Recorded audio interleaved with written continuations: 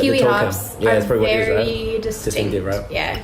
It's very a little impressive. bit of like cat pee, a lot of citrus fruit. Oh, I love a bit of cat tinkle. Are you a brewhead? I'm a brewhead. Are you a brewhead? I'm a brewhead. Y'all are brewheads? Yeah, we brewheads. So pour a glass of craft beer, we can do this. Are you a brewhead? I'm a brewhead. Are you a brewhead? I'm a brewhead. Y'all are brewheads? Yeah, we brewheads. So pour a glass of craft beer, we can do this. Yeah. Alright, y'all, welcome to Beer and Other Shh, the podcast, episode 27. And today we are coming live and direct from Two Row Bar in Fitzroy, Melbourne, Australia, a little further than we normally would report from. And we have here Tiffany Waldron. How you doing? I'm good. How are you doing? I'm fantastic. Thank you for rocking with us tonight. Thanks for coming. No problem. So, as you all would know, we usually rock out to Toronto or Montreal. And long story, we're in Australia for a bit.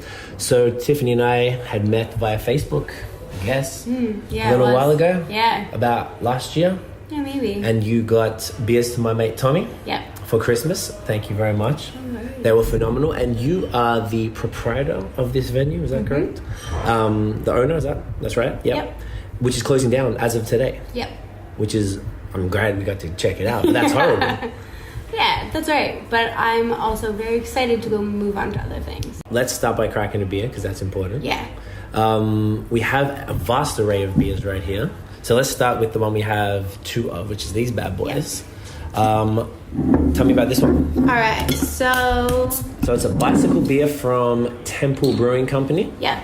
From Brunswick at East. Yeah, so super local. Okay, I love it. And it's a... I guess technically the style would probably be a golden ale. Golden ale. I've noticed a lot of golden ales here, eh? Is that like a thing?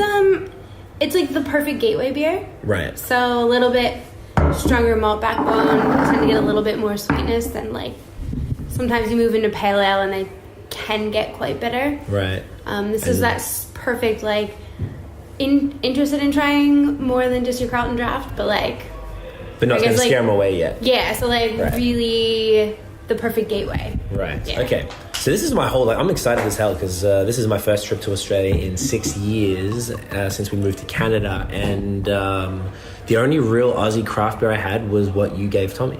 Which was an interesting...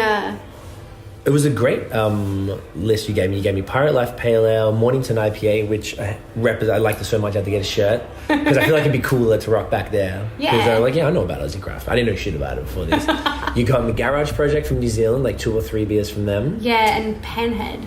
It definitely sent you a Panhead. Is that the black can that had the drawing on it? Beautiful can. It was like a stout or something. I kept that can. Yeah, it was very nice. Panhead canhead. And there was another small can. I think the Young Henry's Lager. That's what it was, and that was cool as well.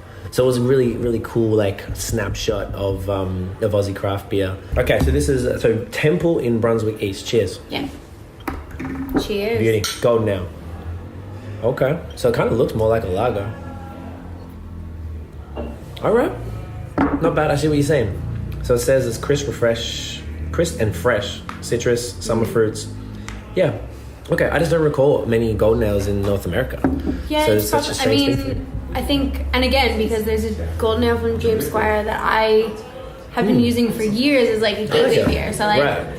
So James Squire isn't like this one that the dude was saying it wasn't so good. It's not that it's not amazing, but it's kind of more, I guess, is it a macro technically? Is it owned by Lion Nathan or something? Just definitely a large owned by Lion Nathan and brewed by Lion Nathan. Malt Shovel, it said. Yeah, so that's actually brewed in the Tooheys Brewery in New South Wales. Right. Okay. But so is it faux craft? Would you call it yes, kind of like a Blue Moon or something? Yeah, shock top. Absolutely, exactly the same. Right. Okay. So I can't find easily accessible. Yeah. Nice gateway beers. Yeah. Right, and it opens, and the branding's kind of cool. I love that it's all really similar with all different, cool color schemes and stuff. On a general marketing perspective, it was pretty dope. I was impressed. So you have an accent. Mm-hmm. You are American. American. Where are you from? I'm from outside Philadelphia. Dope, love that city. And you've been here since 2007. Okay, so let's go back to the very beginning then. How did you get into craft beer? I would Did you have like a say defining moment that you were like, someone gave you this one beer and you were like, oh my god? there were like maybe like two things. So where I grew up, there's heaps of brew pubs. So like, What's the city called? I grew up outside Allentown, in Allentown. a place called Emmaus. Okay. There's Emmaus College here.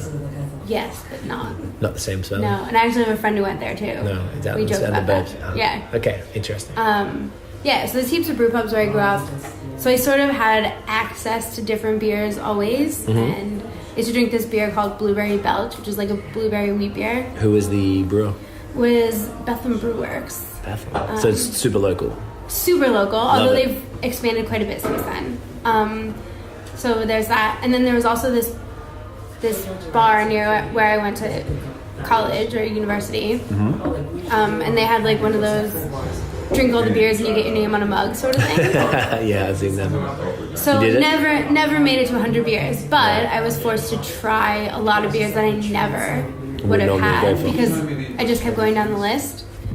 And I remember having the Young's double chocolate stout Yes. on, like in the nitro cans.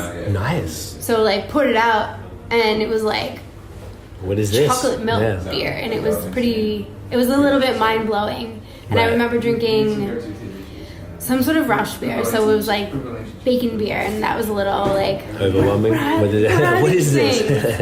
And that was sort of kind of piqued my interest, I would say. How old were you approximately? So before 2007? Probably like 20. Okay, Yeah. so Fake early. ID. Yeah. Nice. As you Yeah. should. Okay, so that piqued your interest in beer. When did it go further to the point of, say, owning a place like this? Or clearly it was a bit of gap in between. I would say as I moved here, we'd go to the bottle shop and struggled to find, Like good beer. yeah. Right. And In 2007, yeah, it would have been garbage. yeah, hardly anything. Occasionally you'd come across some like Red Hill beers and then the Matilda Bay stuff. Right. And like Matilda Bay doesn't even exist anymore. Right. They're like faux craft again. Yeah, and they were actually real craft for a while, but Oh, they got went bought back out. to folk Oh, craft. gotcha. Just bought out. Okay. As So everything there's is, a right? whole political thing behind that. But yeah, so I just sort of came across some stuff, found Beer Deluxe in the city, drank some beers, started talking about it on Twitter, met some other people on Twitter, and they sort of invited me to come out and have a beer with them and talk about it. Very cool. I love And it was, that. yeah, so started with that, and it all kind of just snowballed. And Right. I think part of it was being a girl in the beer industry. Very rare. And not from here. This was like 5-6 years ago too, so it was very small here then. Like if you'd have a beer dinner, everybody in the beer industry would fit in one room. Right, it was that small. Yeah. So I reckon I probably had I had some extra opportunities being a girl as well. What beer is your guilty pleasure? So, and a beer that you're somewhat embarrassed about drinking, which most likely would mean a macro that you enjoy. It doesn't have to be. But like, what beer would be that guilty pleasure? Chinese restaurant, 2 a.m.